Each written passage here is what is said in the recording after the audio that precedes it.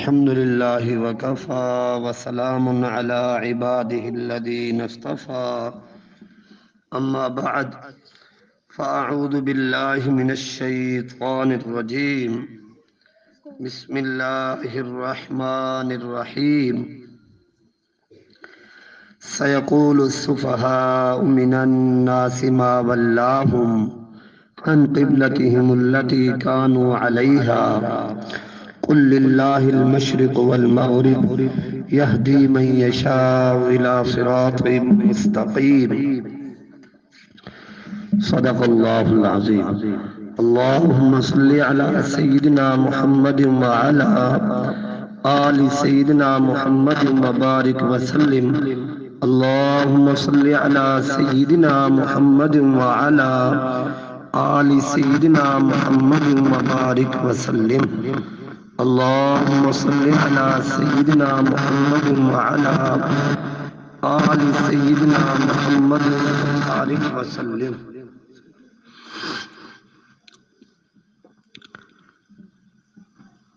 کل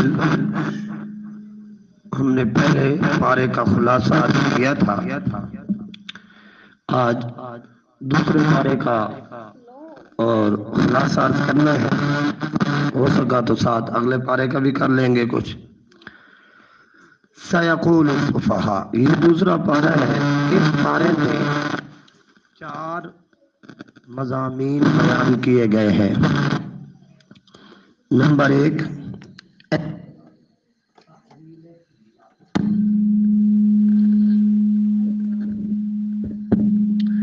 تحویل قبلہ، نمبر 2 آیت بر اور ابواب بر، نمبر 3 قصہ طاعون اور اسی طرح قصہ طالوت. اس کے ساتھ ساتھ اور بھی بہت سارے اس میں جو ہے احکام بیان کیے گئے ہیں. سب سے پہلی بات تحویل قبلہ. ہجرت مدینہ کے بعد 16 یا 17 ماہ تک بیت المقدس قبلہ رہا. نبی کریم صلی اللہ علیہ وآلہ وسلم کی چاہت تھی کہ خانہ کعبہ قبلہ ہو. اللہ تعالیٰ نے آپ کی آرزو پوری فرمائی اور قبلہ تبدیل ہو گیا، بیت اللہ کو قبلہ بنا دیا. لیکن اللہ تعالیٰ نے جو نبی کریم صلی اللہ علیہ وآلہ وسلم سے انداز محبت فرمایا وہ بڑا عجیب ہے. فرمایا قد نرا تقلب وجہک فی السماء، ہم آپ کے چہرے کو دیکھتے ہیں. جب آپ اپنا چہرہ آسمان کی طرف اٹھاتے ہیں، آپ کے چہرے کے پلٹنے کو ہم دیکھتے ہیں. ہم وہ قبلہ بنا دیں گے جس کو آپ پسند کرتے ہیں. یہ کتنا پیارا چہرہ ہے جس کو اللہ تعالیٰ خود دیکھتے ہیں اور پھر فرماتے قد نرا تقلب وجہک فی السماء. ہم بھی اس رمضان المبارک میں اللہ سے یہ دعائیں مانگے، رو رو کے مانگے اور درود شریف کی کثرت کریں. ہمارے حضرت جی اسی آیت کے پیش نظر یوں دعا مانگتے ہیں کہ اللہ ہمیں بھی اس چہرے کا بار بار دیدار نصیب فرما جس چہرے کو آپ خود دیکھتے تھے. قد نرا تقلب وجہک فی السماء. اللہ بڑا جی چاہتا ہے اس چہرے کو دیکھیں جس کو آپ نے والضحیٰ کہا، ان زلفوں کو دیکھیں جن کو آپ نے واللیل فرمایا. قدرت کی نگاہیں بھی جس چہرے کو تکتی تھی. تو اللہ تعالیٰ نبی کریم صلی اللہ علیہ وآلہ وسلم کے چہرے کو خود دیکھتے اور دیدار فرماتے. اللہ ہمیں بار بار نبی کریم صلی اللہ علیہ وآلہ وسلم کا خواب میں دیدار نصیب فرمائے. اور یہ مشکل نہیں ہے، آسان ہے. بس ظاہری اور باطنی باقی نصیب ہو جائے نا پھر نبی پاک صلی اللہ علیہ وسلم کی زیارت آسان ہو جاتی ہے. ہمارے حضرت جی فرماتے ہیں دامت برکات ملالیہ کہ میں جب نبی کریم صلی اللہ علیہ وسلم کی زیارت ہوتی تھی نا تو میں لکھ لیتا تھا. تو میں لکھتا رہا جب 100 مرتبہ مجھے نبی کریم صلی اللہ علیہ وسلم کی زیارت نصیب ہوئی تو نبی کریم صلی اللہ علیہ وآلہ وسلم نے فرمایا بچہ کب تک لکھتے رہو گے، ہم تو آتے ہی رہیں گے۔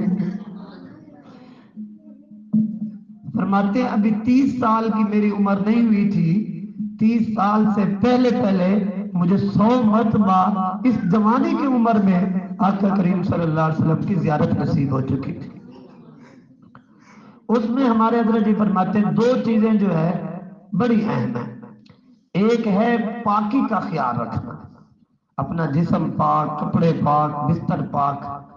اس ظاہری پاکی کا خیال رکھنے سے نبی کریم صلی اللہ علیہ وآلہ وسلم کی زیارت جلدی نصیب ہوتی ہے، کیونکہ آپ پاک ہیں نا، تو جتنا ہم پاک رہیں گے تو پاکوں کی زیارت تو پاک کو ہی ہوگی نا۔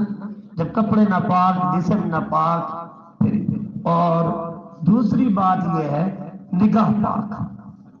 نگاہ پہ جتنا کنٹرول کریں گے اتنا نبی کریم صلی اللہ علیہ وآلہ وسلم کی زیارت کرنا آسان ہو جائے۔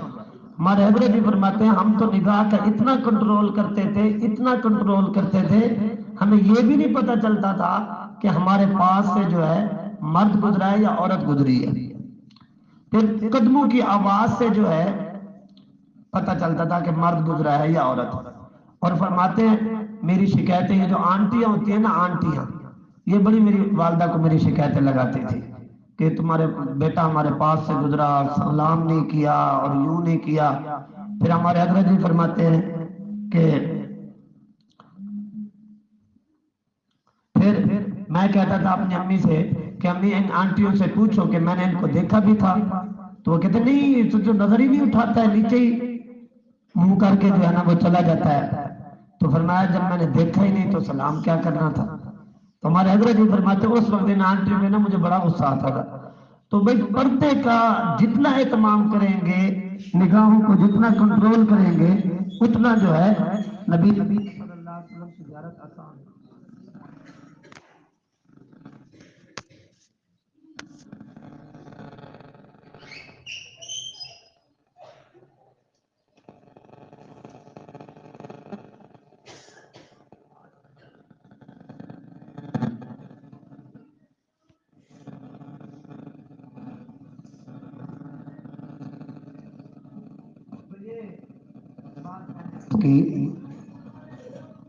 یہ دل میں اللہ تعالیٰ نے بات ڈالی، یہ کسی خلاصے میں نہیں ہے، یہ ویسے ایک ذوق ہے۔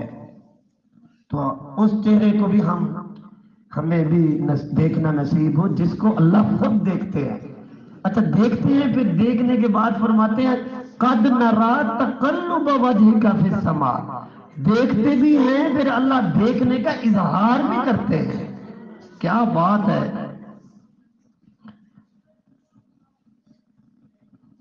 بات میں سناواں ایک ایسے مہجبین دی، جگ دے حسینہ کو لو ود کے حسین دی۔ مجھے پڑھنے تو نہیں آتی نعت نظم، ذوق کیسے کہتا ہے۔ ایسے بھی میں اللہ سے مانگ رہا ہوں کہ یا اللہ کوئی ایسا نقطہ دل میں آ جائے جس سے آنے والی معزز خواتین کو فائدہ ہو جائے۔ تو لکھے خلاصے سے جو ہے وہ اتنا مزہ نہیں آتا ہے جتنا اللہ تعالیٰ جو بات دل میں ڈالتے ہیں اس سے جو ہے فائدہ ہوتا ہے۔ تو یہ ہے تحویل قبلہ۔ پھر اس میں اللہ تعالیٰ نے اس امت کو معتدل امت فرمایا، امتم وسطا۔ یہ ایسی امت ہے، آخری امت، محشر میں تمام انبیاء کی نبوت پر گواہی دے گی۔ ترتیب یہ ہوگی سارے انبیاء سے پوچھا جائے گا کہ تم نے دین کی بات پہنچا دی تھی، تو وہ کہیں گے جی ہم نے پہنچا دی تھی۔ تو ان کی امتیں اور قومیں جو ہیں انکار کریں گی، تو ہمیں گواہ کے طور پر وہ انبیاء پیش کریں گے اور یہ آخری امت ان کے حق میں گواہی دے گی کہ یہ انبیاء سچے ہیں۔ تو ان کے اوپر اعتراض ہوگا کہ تم تو تھے نہیں، زمانہ ہی تمہارا بعد کا ہے، تم نے کیسے گواہی دی؟ تو پھر ہماری صداقت کی گواہی ہمارے نبی کریم صلی اللہ علیہ وآلہ وسلم دیں گے کہ میری امت جو کہہ رہی ہے یہ صحیح کہہ رہی ہے اور میں نے ان کو بتایا تھا اور قرآن میں یہ موجود تھا۔ तमाम सिमतें जिहतें अल्लाह रब्बुल इज्जत के लिए हैं। किसी एक जिहत का तयन असल में पूरी उम्मत को एक दीनी वहदत पर जमा करके अमल मुजाहरा मकसूद था। इसी तरीके से अगली बात मुसाबकत फिल खैरात, खैर के कामों में सबकत करना, खैर के कामों में सबकत। ये रमजानुल मुबारक का महीना ऐसा है, इसमें खैर के कामों में एक दूसरे से मुकाबला किया जाए, सबकत की जाए, आगे बढ़ा जाए। फस्तबिकुल खैरात, खैर के कामों में आगे निकलो, एक दूसरे से आगे। साबिकू इला मगफिरतिन मिन रब्बिकुम, तुम सबकत करो अपने रब की मगफिरत की तरफ और जन्नत की तरफ। सारिऊ इला मगफिरतिन मिन रब्बिकुम, दौड़ो, जल्दी करो अल्लाह की मगफिरत की तरफ। फफिर्रू इलल्लाह, अल्लाह की तरफ दौड़ लगाओ। तो इसलिए नेकी में एक दूसरे का मुकाबला करना।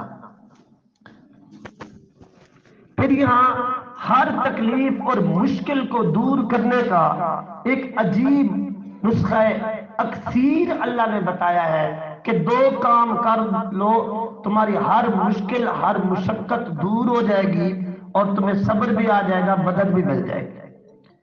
या अय्युहल्लज़ीना आमनुस्तईनु बिस्सब्रि वस्सलाह, सब्र और नमाज, ये दो ऐसे काम हैं इससे इंसान की हर तकलीफ आफात मुसीबतें दूर हो जाती है। क्यों? कैसे होती है? सब्र और नमाज से कैसे होती है? तो जो बंदा और बंदी सब्र और नमाज का एहतमाम करते हैं ना, उनको अल्लाह की मईयत नसीब हो जाती है। अल्लाह ताला की क्या नसीब हो जाती है? मईयत। वल्लाहु मअस साबिरीन, या इन्नल्लाह मअस साबिरीन, अल्लाह सब्र करने वालों के साथ है। तो जब अल्लाह की मईयत नसीब हो जाती है, तो अल्लाह रब्बुल इज्जत की मईयत और ताकत नसीब हो जाए, तो फिर कोई मुसीबत उस बंदे को आजिज और कासिर कमजोर नहीं कर सकती। फिर अल्लाह आजमाते हैं, कभी खौफ से, भूख से, माल और जान में कमी करके, ये अल्लाह ताला आजमाते रहते हैं। फिर ये भी फरमाया कि इल्म को छुपाना हराम है। तो जिसके बाद जिस चीज का इल्म हो उसको आगे पहुंचाना चाहिए, उसको छुपाने की इजाजत नहीं है। आप हजरात, आप खवातीन भी जो यहाँ से जो कुछ सीखें इसको आगे पहुंचाया करें, अपने घरों में बच्चों को बताएं, घर वालों को बताएं, दीनी मसाइल बताएं, तो ये हम सब की जिम्मेदारी है। अगला है मजमून है आयत बिर और अबवाब बिर। ये लईसल बिर्रान तुवल्लू वजूहकुम, ये आयत बिर कहलाती है। इसमें तमाम अहकामात, मसलन अकायद, इबादात, मामलात, मुआशरत, अखलाक, इजमाली तौर पर इनका तज़किरा है। फिर आगे है अबवाब बिर, वो फिर अल्लाह ताला ने तफसीली तौर पर बयान किया है। मसलन सफा मरवा की साई, फिर अल्लाह ताला ने 4 चीजों की हुर्मत का तज़किरा किया, मुर्दार, बहता हुआ खून, खिंजीर का गोश्त और जो गैरुल्लाह के नाम पर नामजद हो उन जानवर के। इसलिए याद रखें, नजर नियाज हुसैन भी हराम है, नियाज मुस्तफ़ा भी हराम है। नजर सिर्फ और सिर्फ किसके लिए? अल्लाह के लिए। इसलिए फरमाया मन नजर अली गैरिल्लाहि फक़द अशरका, जिसने अल्लाह के गैर के लिए नजर मानी उसने क्या किया? शिर्क किया। फिर किसास, वसीयत, फिर रोजों का तज़किरा, एतिकाफ, हराम कमाई, फिर कमरी चांद की तारीख की अहमियत का तज़किरा, जिहाद, हज, इंफाक फी सबीलिल्लाह, हिजरत, हुर्मत शराब और जुए की हुर्मत, फिर मुशरिकीन से निकाह की मुमानअत, मना किया, हैज में जिमा की हुर्मत और कसम खाने के अहकाम, तलाक रजी, हलाले के अहकाम, इद्दत, इसी तरह औरतों को मुअल्लक रखने की मुमानत, उनको लटकाए रखना, ना सही बसाना, ना तलाक देना। इसी तरीके से रज़ाअत, फिर मुद्दत रज़ाअत, महर के अहकाम और मसाइल, फिर हलाला, फिर इद्दत वाली औरत से पैगाम निकाह का तज़किरा। ये بہت سارے اہم مضامین اس میں بیان ہوئے۔ اس کے ساتھ ساتھ ایک اہم نقطہ، یہ بڑا سمجھنے والا ہے، امید ہے آپ توجہ سے سماعت فرمائیں گی۔ اللہ تعالیٰ نے یہاں فرمایا ہے اسی دوسرے پارے میں روزے کے تذکرہ کرنے کے بعد کہ وَإِذَا سَأَلَكَ عِبَادِي عَنِّي فَإِنِّي قَرِيبٌ، کہ جب میرے بندے آپ سے میرے بارے میں سوال کریں تو میں قریب ہوں، اجیب دعوت الداعِ اذا دعان، میں پکارنے والے کی پکار کو، دعا کو سنتا ہوں جب وہ مجھے پکارے۔ روزے کے بعد یہ تذکرہ کیا تو علماء نے نقطہ یہ لکھا، اور حدیث مبارکہ میں بھی موجود ہے کہ روزے دار کی دعا کیا ہوتی ہے؟ قبول ہوتی ہے۔ سحری اور افطاری میں تو دعا پکی قبول ہوتی ہے، اور یہاں آیت سے بھی یہ ہمیں مضمون مل رہا ہے کہ اللہ تعالیٰ دعا کو قبول فرماتے ہیں۔ اور مزے کی بات یہ ہے، دعا اور توبہ کے لیے کوئی شرط نہیں ہے۔ توبہ کے لیے، دعا کے لیے اللہ تعالیٰ نے یہ شرط نہیں لگائی کہ ایمان والے نیک لوگ، نہیں، وَقَالَ رَبُّكُمُ ادْعُونِي أَسْتَجِبْ لَكُمْ، آپ کے رب نے یہ کہا ادعونی استجب لکم، مجھے پکارو میں تمہاری دعا کو کیا کروں گا؟ قبول کروں گا۔ یہ رمضان المبارک کا مہینہ کیسے ہم گزارے، کیا ہمیں کرنا چاہیے، اس نقطے کو اگر آپ سمجھ لیں تو آپ کو سمجھ میں آ جائے گی کہ رمضان المبارک کا مہینہ ہمیں کیسے گزارنا چاہیے۔ نقطہ یہ ہے کہ یہ پورا مہینہ دعاؤں کا مہینہ ہے۔ کس کا مہینہ ہے؟ دعا کا مہینہ ہے۔ اور ہمارے اکابر نے عجیب نقطہ لکھا، ایک ہے دیکھیں نا 15 شعبان کی رات، شب برات جسے کہتے ہیں، پھر اس کے بعد اب یہ رمضان المبارک کا مہینہ، تو یہ جو تقدیر کے معاملات ہیں نا، ان کا یہ صادر ہوتے ہیں شب برات میں، فیصلہ ہوتا ہے شب برات میں، لیکن آگے پھر شب قدر تک ان کو کنفرم نہیں کیا جاتا، عطل نہیں کیا جاتا۔ شب قدر میں اللہ تعالیٰ فیصلہ عطل کر دیتے ہیں، کنفرم کرتے ہیں، اور پھر وہ فرشت جو ہوتی ہے فرشتوں کے حوالے کر دیتے ہیں۔ فیصلہ کیا 15 شعبان کو، لیکن عطل ہوگا اور فرشتوں کو وہ فرشت دی جائے گی کب؟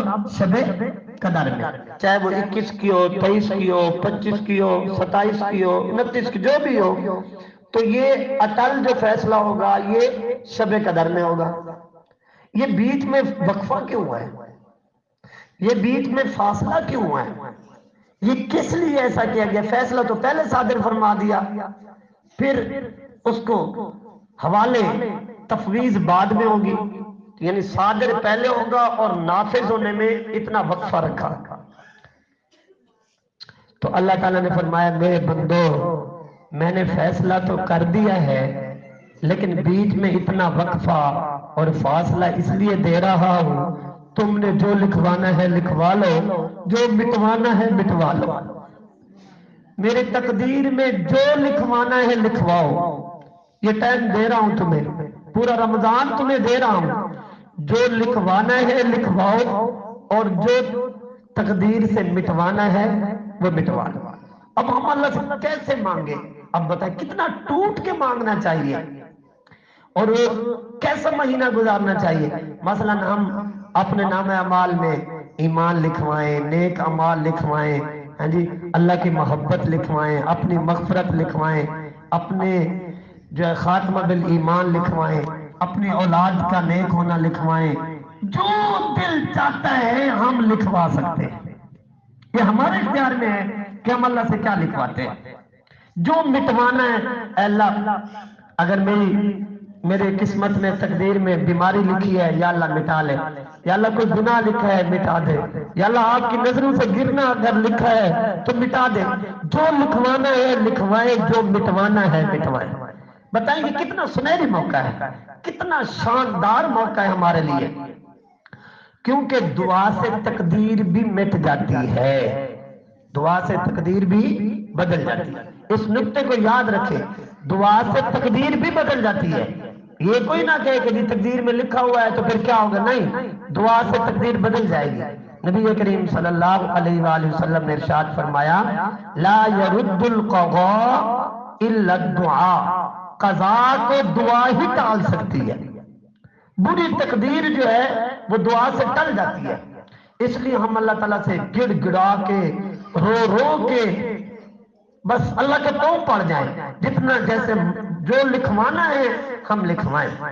میں نے جب اس نکتے کو سنا تو میں بڑا حیران رہ گیا کہ ہمیں تو احساس ہی نہیں ہے کہ رمضان المبارک ہمیں کیسے گزارنا چاہیے.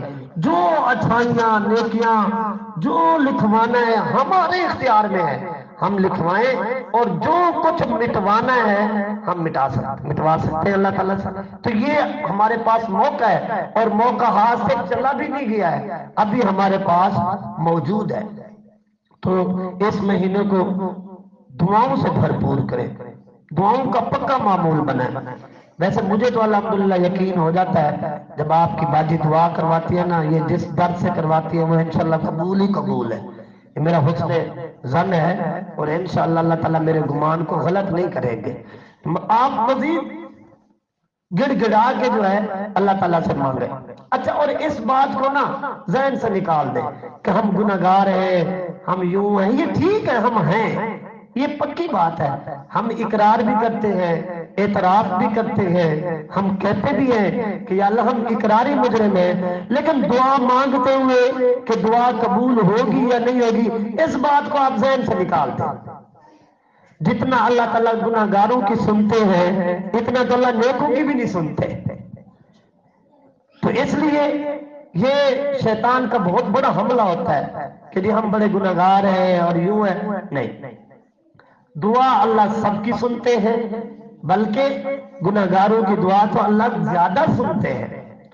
چنانچہ بڑی عجیب بات ہے، ایک مرتبہ اللہ تعالیٰ سے موسیٰ علیہ السلام نے پوچھا کہ اللہ جب آپ کو نیک بندہ پکارتا ہے تو آپ کیا جواب دیتے ہیں؟ تو اللہ تعالیٰ نے فرمایا میرے موسیٰ جب میرا نیک بندہ مجھے پکارتا ہے تو میں اس کو کہتا ہوں لبیک. تو موسیٰ علیہ السلام نے پوچھا ہے اللہ جب گنہگار پکارتا ہے پھر آپ کیا کہتے ہیں، پھر آپ کیا جواب دیتے ہیں؟ اللہ تعالیٰ نے فرمایا میرے موسیٰ جب مجھے گنہگار پکارتا ہے تو میں اس کو کہتا ہوں لبیک لبیک لبیک. نیک پکارتا ہے تو ایک دفعہ لبیک کہتا ہوں، اور گنہگار جب مجھے پکارتا ہے تو گنہگار پتی مجھے پکارتی ہے تو میں 3 دفعہ کہتا ہوں لبیک یا عبدی لبیک یا عبدی لبیک یا عبدی. جی میرے بندے، جی میرے بندے، جی میرے بندے. 3 دفعہ میں اس کو جواب دیتا ہوں. تو موسیٰ علیہ السلام نے پوچھا یا اللہ یہ کیوں ہے، ایسا کیوں ہے؟ نیک بندہ پکارے تو آپ 1 دفعہ جواب دیتے ہیں، گنہگار پکارے تو آپ 3 دفعہ جواب دیتے ہیں. اللہ تعالیٰ نے فرمایا ہاں موسیٰ اصل بات یہ ہے، اصل راز یہ ہے کہ نیک بندے کو اپنے نیکی کا بھروسہ ہوتا ہے، اپنے نیک اعمال کا بھروسہ ہوتا ہے، اور میرے گنہگار بندے کو تو صرف میری رحمت کا بھروسہ ہوتا ہے. پھر میں اس کو کیسے جواب نہ دوں؟ اس لیے جب میرا گنہگار بندہ مجھے پکارتا ہے تو میں اس کو 3 دفعہ کہتا ہوں لبیک لبیک لبیک. جی میرے بندے، جی میرے بندے، جی میری بندی تو کہتی کیا ہے، چاہتی کیا ہے. اس لیے ہمیں اس بات کو ذہن سے نکال دینا چاہیے کہ ہم گنہگار ہیں. اللہ تعالیٰ گنہگاروں کی زیادہ سنتے ہیں، توجہ سے سنتے ہیں. چنانچہ ایک مرتبہ 2 نوجوانوں کا آپس میں اختلاف ہو گیا. ایک نوجوان کہتا تھا کہ اللہ کی رحمت کی نظر نیک آدمی پہ زیادہ ہوتی ہے، اور دوسرا کہتا تھا نہیں، اللہ کی رحمت کی نظر گنہگار بندے پہ زیادہ ہوتی ہے. تو انہوں نے آپس میں اختلاف ہو گیا تو سوچا کہ فیصلہ کیسے کریں. تو ایک بابا جی تھے، وہ دھاگے کا کام کر رہے تھے، دھاگا بنا رہے تھے. تو انہوں نے کہا ایک بابا جی سے بزرگ ہیں، ان سے فیصلہ کروا لیتے ہیں۔ جب ان بابا جی کے پاس پہنچے تو کہا بابا جی ہمارا یہ اختلاف ہو گیا ہے کہ اللہ کی رحمت کی نظر نیک بندے پہ زیادہ ہوتی ہے یا گناہگار بندے پہ رحمت کی نظر زیادہ ہوتی ہے، ہم نے سوچا آپ سے فیصلہ کروا لیتے ہیں۔ تو وہ بابا جی کہنے لگے کہ میں زیادہ تو نہیں جانتا ہوں، مجھے زیادہ علم تو نہیں ہے، ہاں البتہ اتنی بات ضرور ہے کہ میں یہ جو دھاگا بناتا ہوں تو اس کو بناتا ہوں، جو دھاگا ایک دفعہ ٹوٹ جاتا ہے نا، میں جب اس کو گرا لگاتا ہوں تو پھر میں اس دھاگے پہ زیادہ نظر رکھتا ہوں کہ کہیں دوبارہ نہ ٹوٹ جائے۔ اس سے معلوم ہوتا ہے کہ اللہ کی نظر گناہگار بندے پہ زیادہ ہوتی ہے کہ یہ میرا بندہ جڑا ہے، یہ آیا ہے، یہ توبہ کر رہا ہے، کہیں دوبارہ ہی میرے سے دور نہ ہو جائے، دوبارہ ٹوٹ نہ جائے۔ اس لیے اللہ تعالیٰ اپنی خصوصی رحمت کی نظر اس بندے پہ رکھتے ہیں۔ اس لیے ہمیں اللہ تعالیٰ سے گڑ گڑاتے رہنا چاہیے۔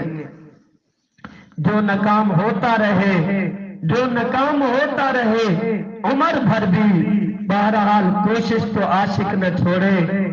جو ناکام ہوتا رہے عمر بھر بھی، بہرحال کوشش تو عاشق نہ چھوڑے۔ یہ رشتہ محبت کا قائم ہی رکھے، جو 100 بار ٹوٹے تو 100 بار جوڑے۔ تو اس لیے اللہ رب العزت سے محبت کا رشتہ قائم رکھے۔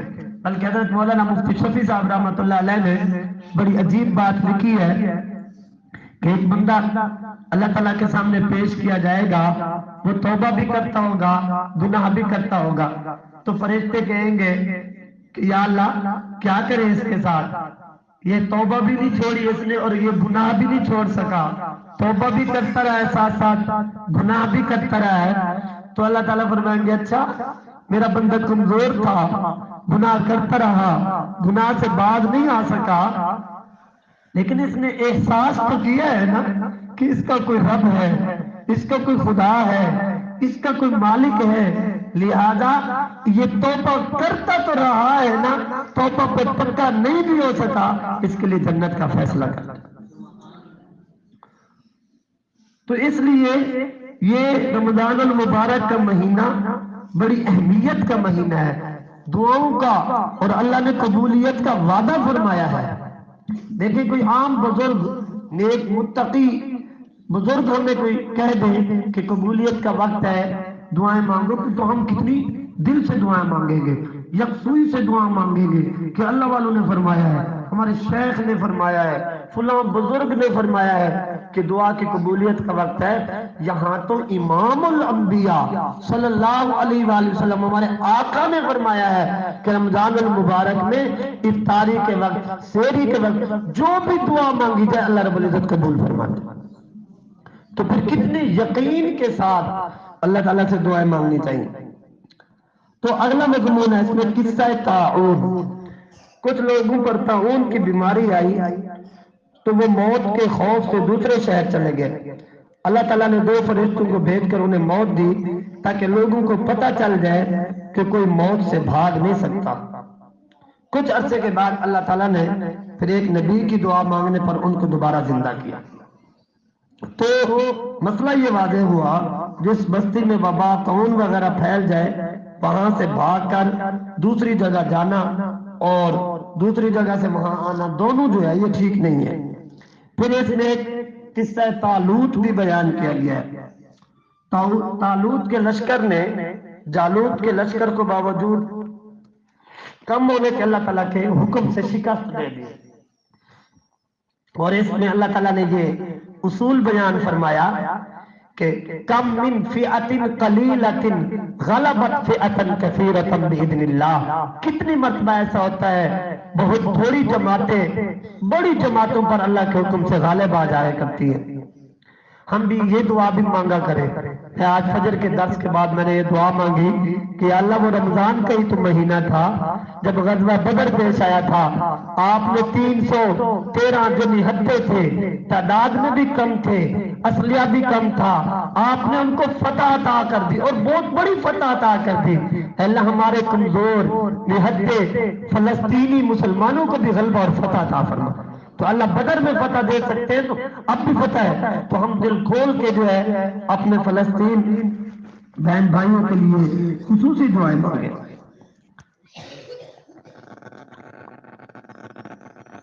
تو جالوت جب بنی اسرائیل نے اللہ کے احکام چھوڑ دیے تو ان پر یہ غالب آ گیا دوبارہ جالوت، اور ہم نے اتنا ان کو جو ہے بنی اسرائیل کے انبیاء کا کوئی صندوق تھا، تبرکات تھے، وہ بھی وہ جو ہے ساتھ لے گیا۔ تو لیکن وہ صندوق جہاں لے جاتے تھے ان پر بلا اور وبا آ جاتی تھی، مجبوراً انہوں نے وہ تابوت جو ہے 2 بیلوں پر رکھ کر انہیں بھیج دیا واپس۔ تو 2 فرشتے جو ہے ان کو ہانکتے ہوئے وہ تالوت کے دروازے پر لے گئے۔ حضرت شموئیل علیہ السلام نے بنی اسرائیل کا وہ بادشاہ بنایا تھا۔ اس نشانی کو دیکھ کر بنی اسرائیلی تالوت کی بادشاہت پر ان کو یقین ہو گیا۔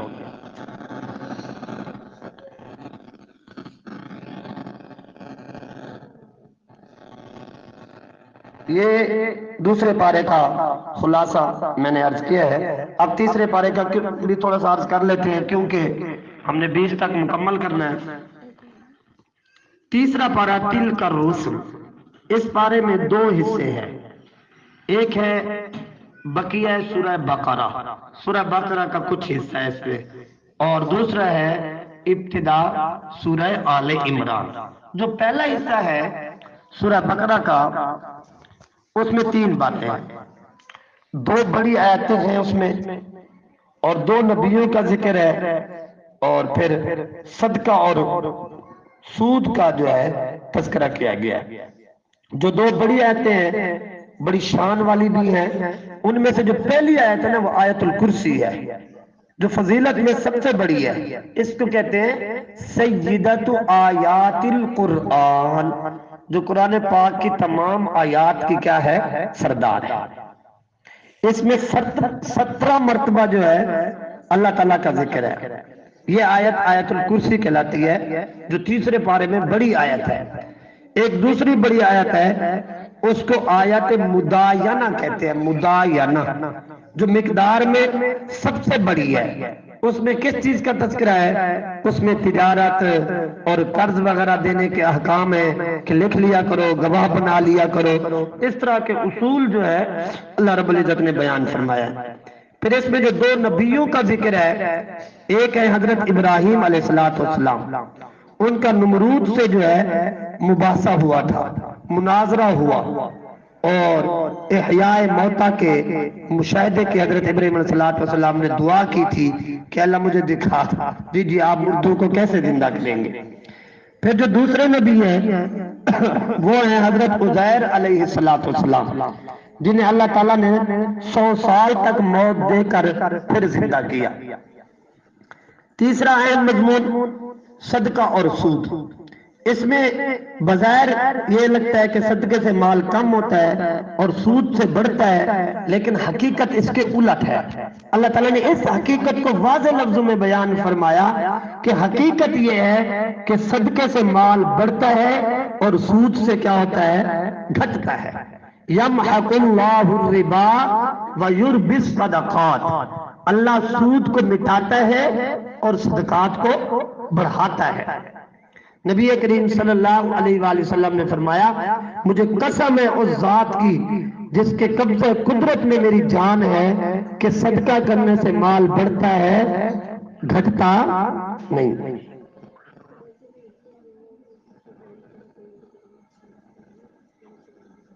اور بلکہ ہمارے حضرت جی دامت برکاتہم العالیہ فرماتے ہیں کہ اللہ تعالیٰ کو قرآن پاک نے 3 مقامات پر بڑے جلال میں دیکھا، بڑے غضب میں دیکھا۔ ایسا غضب اور ایسا جلال اللہ کا کہیں بھی نہیں دیکھا۔ ایک مقام ان میں سے یہ ہے سود خور، کہ اللہ تعالیٰ نے اس کے بارے میں فرمایا کہ اللہ کا اس سے اعلان جنگ ہے، فَأْذَنُوا بِحَرْبٍ مِّنَ اللَّهِ وَرَسُولِهِ، اور اللہ اعلان جنگ کر رہے ہیں، اور صاف ظاہر ہے جب جنگ ہوتی ہے تو دشمن سے سب سے پہلے قیمتی مال چھین لیا جاتا ہے، سب سے قیمتی چیز جو ہوتی ہے نا وہ چھین لی جاتی ہے۔ سود خور کی اللہ تعالیٰ سے اعلان جنگ ہے اور اللہ تعالیٰ اس سے ایمان چھین لیتے ہیں۔ اس لیے سود خور کے لیے بڑا خطرہ ہے کہ مرتے وقت اس کا ایمان ہی محفوظ نہ رہے۔ ایک درہم سود کا کھانا اپنی حقیقی ماں سے 36 مرتبہ زنا سے بھی بدتر ہے۔ یہ اتنی بڑی جو ہے، اور شیطان نے اس کا نام بدل کر جو ہے پرافت نام رکھوا دیا ہے۔ تو اللہ تعالیٰ کو اس موقع پہ بڑا جلال میں دیکھا۔ اور دوسرا، کسی مسلمان کو جان بوجھ کر قتل کرنا، اس پہ بھی اللہ کو بڑا جلال ہے، بڑا جلال۔ اللہ کا غصہ اور غضب جو ہے ٹھنڈا ہی نہیں ہو رہا۔ وَمَن يَقْتُلْ مُؤْمِنًا مُتَعَمِّدًا فَجَزَاؤُهُ جَهَنَّمُ خَالِدًا فِيهَا، یہ 5ویں پارے میں آئے کہ اس کا بدلہ جہنم ہے، خالدن فیہا، وہ جہنم میں ہمیشہ رہے گا۔ حالانکہ اگر وہ مسلمان ہے تو جہنم سے نکلے گا نا ایک دن، لیکن اللہ فرما رہا ہے ہمیشہ رہے گا، اتنا لمبا عرصہ رہے گا، مقصد طویل۔ پھر اللہ تعالیٰ فرماتے ہیں وَغَضِبَ اللَّهُ عَلَيْهِ، اس پر اللہ کا غضب ہے، وَلَعَنَهُ، اور اس پر اللہ کی لعنت ہے، وَأَعَدَّ لَهُ عَذَابًا عَظِيمًا، اور اللہ نے اس کے لیے بہت بڑا عذاب تیار کیا ہے۔ اتنا تو یہ کسی کو ناحق قتل کرنا۔ اور تیسرا موقع جس پہ اللہ تعالیٰ کو بڑا جلال میں دیکھا گیا وہ ہے نبی کریم صلی اللہ علیہ وآلہ وسلم کی گستاخی۔ اس پہ اللہ کو بڑا جلال آتا ہے، بڑا جلال آتا ہے۔ سورہ قلم میں ہے کہ اللہ تعالیٰ نے اس میں ولید پلید نے نبی کریم صلی اللہ علیہ وسلم کو صرف مجنون کہا تھا، مجنون۔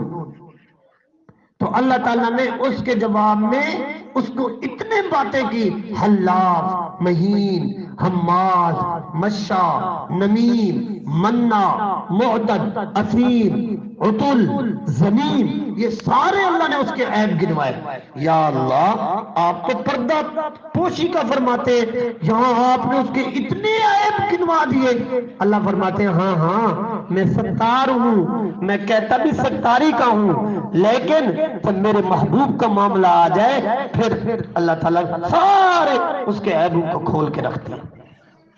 اس موقع اس پہ بھی اللہ کو بڑا جلال آتا ہے۔ بہرحال یہ تھا پہلا حصہ تیسرے پارے کا جو سورہ بقرہ کا باقی حصہ ہے۔ اب دوسرا حصہ ہے سورہ آل عمران،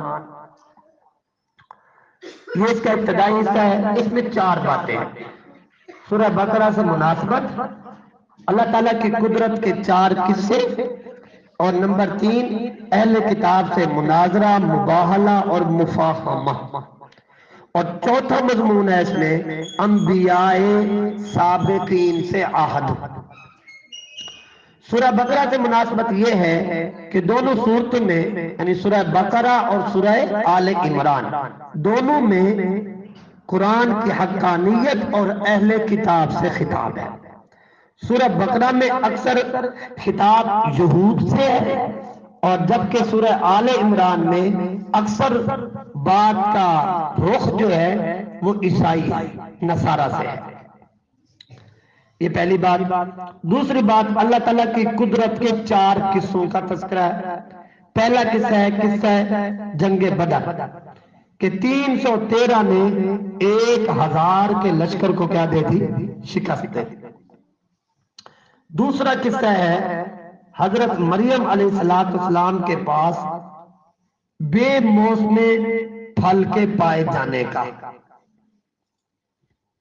اور تیسرا قصہ ہے حضرت زکریا علیہ السلام کو بڑھاپے میں اولاد عطا ہونے کا، اور چوتھا قصہ ہے حضرت عیسیٰ علیہ السلام کا بغیر باپ کے پیدا ہونے، بچپن میں بولنے اور زندہ آسمان پر اٹھائے جانے کا۔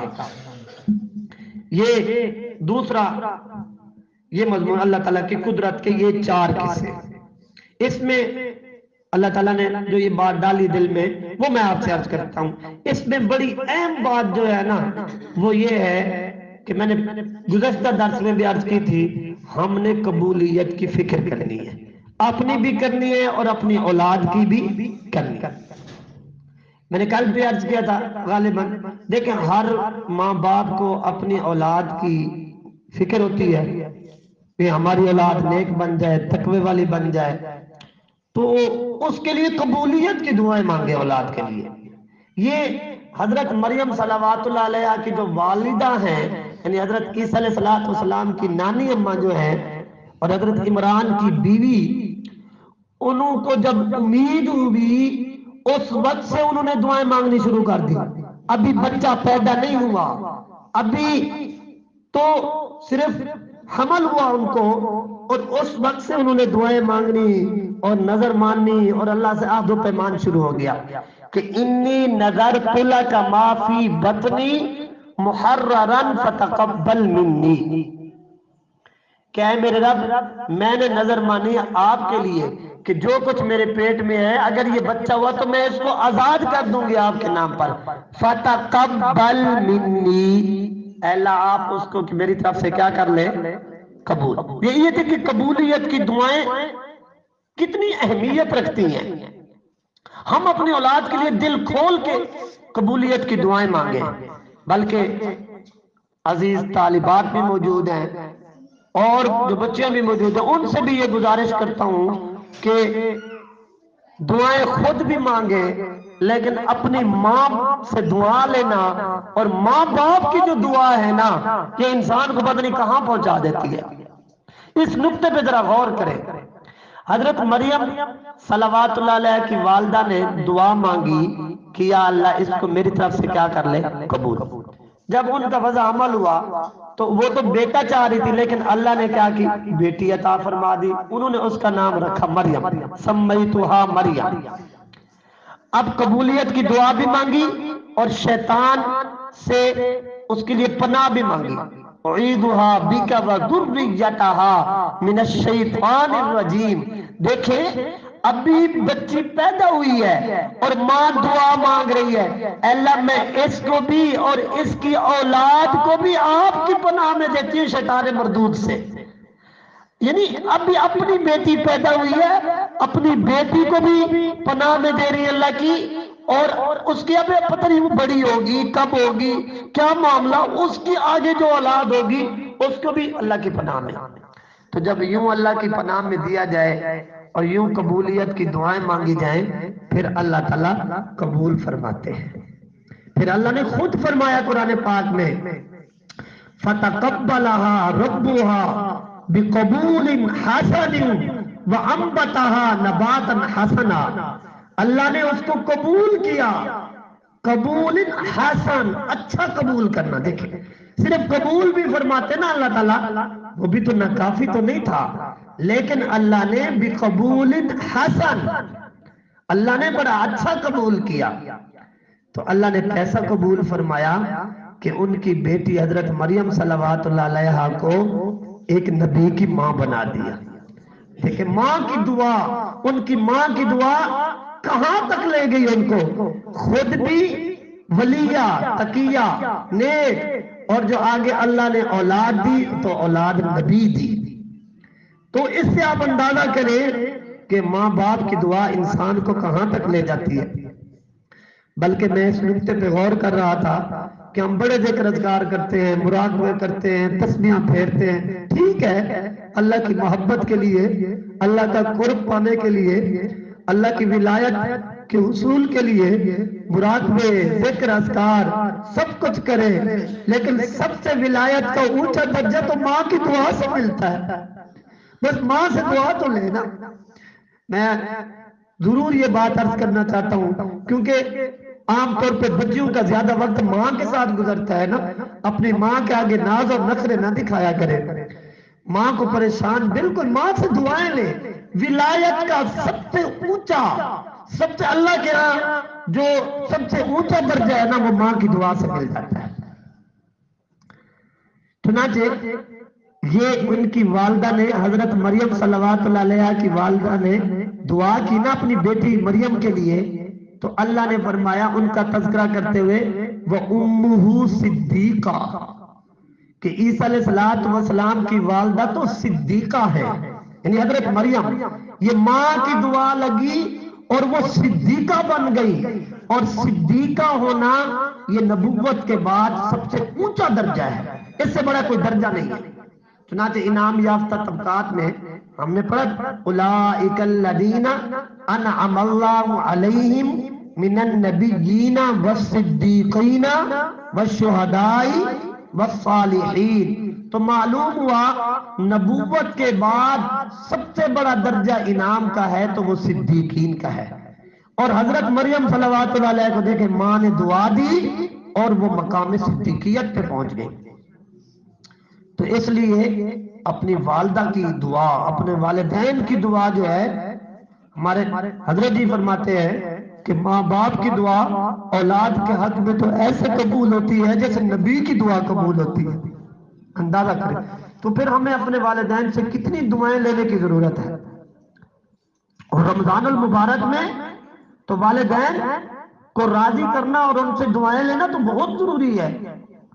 چنانچہ نبی کریم صلی اللہ علیہ وآلہ وسلم نے وہ جو 3 بد دعاؤں پہ آمین فرمائی ہے، ان میں سے ایک یہ بھی تو ہے کہ جو اپنے والدین دونوں کو یا دونوں میں سے کسی ایک کو بڑھاپے کی حالت میں پائے اور ان کی خدمت کر کے جنت حاصل نہ کرے تو وہ کیا ہو جائے؟ برباد ہو جائے۔ یہ جبریل امین بد دعا کر رہے ہیں اور نبی کریم صلی اللہ علیہ وآلہ وسلم اس بد دعا پہ آمین کہہ رہے ہیں۔ تو اس سے اندازہ لگائیں والدین کو خوش کرنا اور ان کو راضی رکھنا جو ہے یہ کتنا ضروری ہے۔ تو آج کی اس محفل میں تمام خواتین یہ نیت کریں، یہ عزم بالجزم کریں کہ اپنے والدین سے دعائیں لیں گے۔ جن کے والدین زندہ ہیں وہ دعائیں لیں، اور جن کے زندہ نہیں ہیں وہ اپنے والدین کے لیے دعائیں کریں۔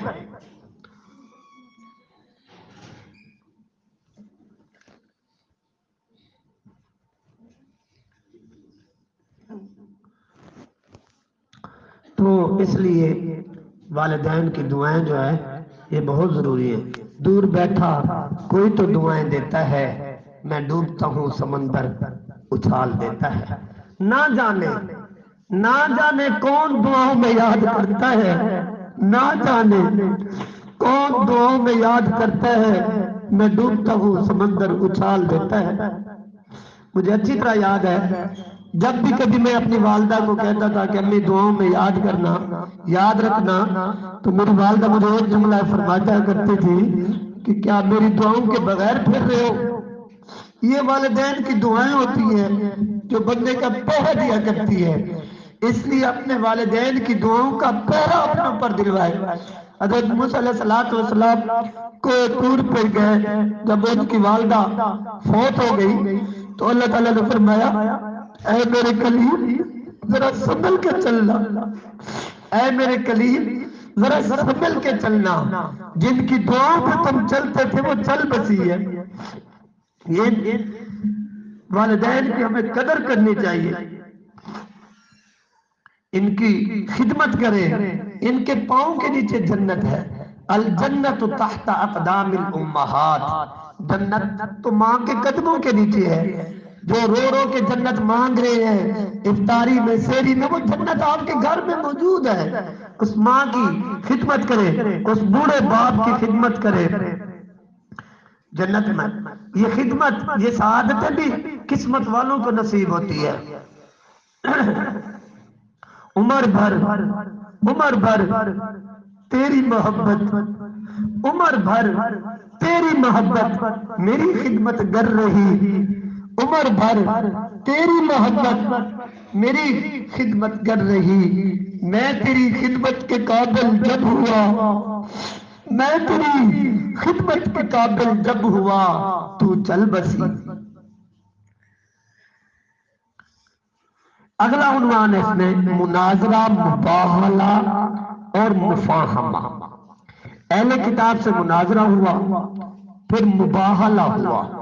مباہلہ یہ ہوتا ہے کہ تم اپنے اہل عیال کو لاؤ، میں بھی اپنے اہل عیال کو لاتا ہوں، پھر مل کر خشوع خضوع سے اللہ تعالیٰ سے دعا مانگتے ہیں کہ ہم میں سے جو جھوٹا ہے اس پر اللہ کی لعنت ہو۔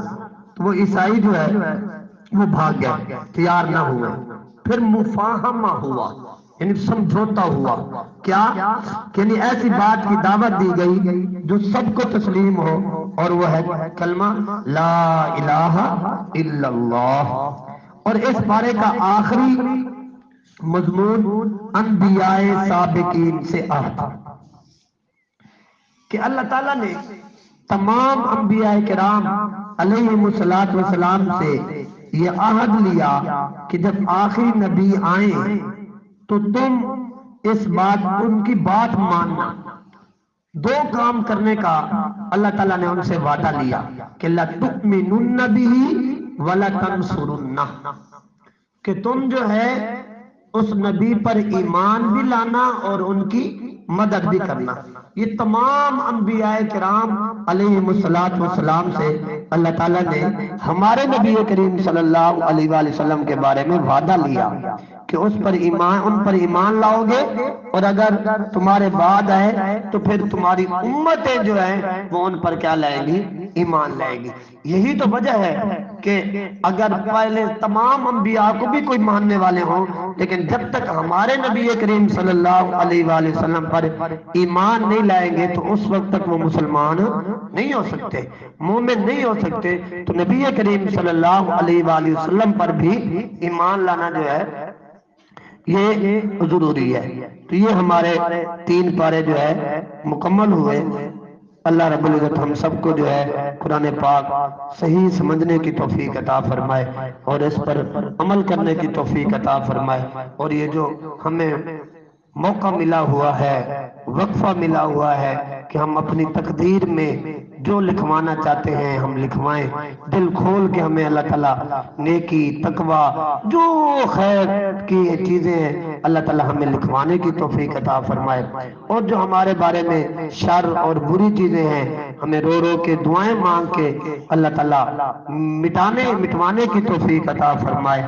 وآخر دعوانا ان الحمد للہ رب العالمین۔